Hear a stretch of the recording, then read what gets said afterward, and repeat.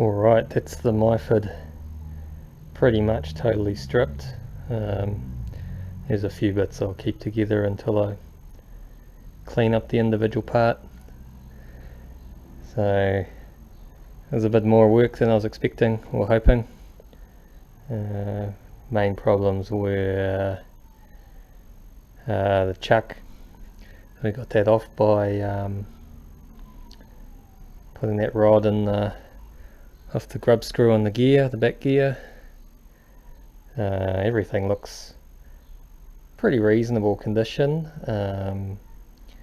Just noticed the what do you call it, the belt guard gear cover. Looks like the backing plate on that's been broken at some stage, so it's got some sheet metal holding it together, with a bit on the back on the gear plate was quite well made actually. So I'm not really looking at replacing it or fully repairing it back to how it was, so I'll probably just keep that, maybe tidy it up a bit. Functionality wise, I think it's pretty good. The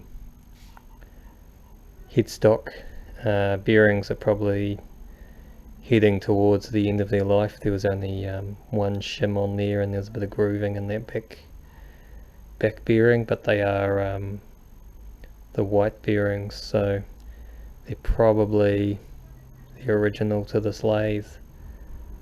The lathe being of 1949, that's pretty good. I know you can get replacements or you can re-pour those bearings.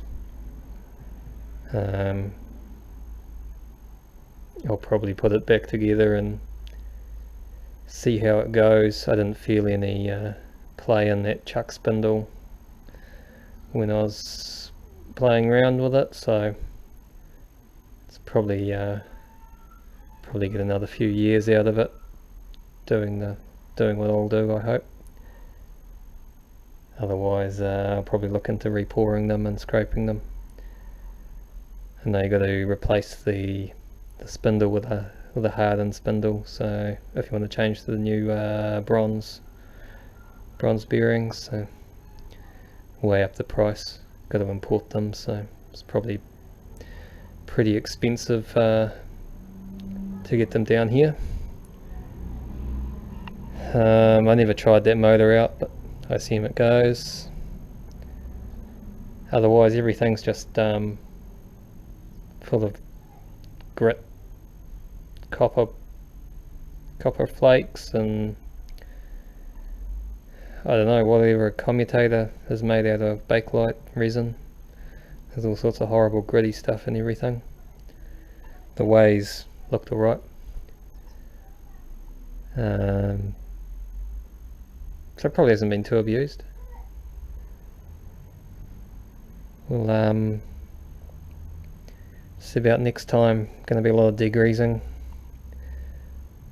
do a bit of painting, might run a straight edge over a couple of things and see how we're doing. You know, typical, probably a little bit of wear in the front of these ways, but I mean it's probably about as good as you can expect for something like this, so I don't think they'll need to be reground or anything.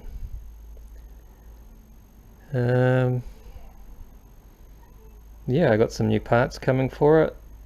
I've got a four jaw chuck, a few bits of tooling. I got some paint already left over from some other stuff, can go on this.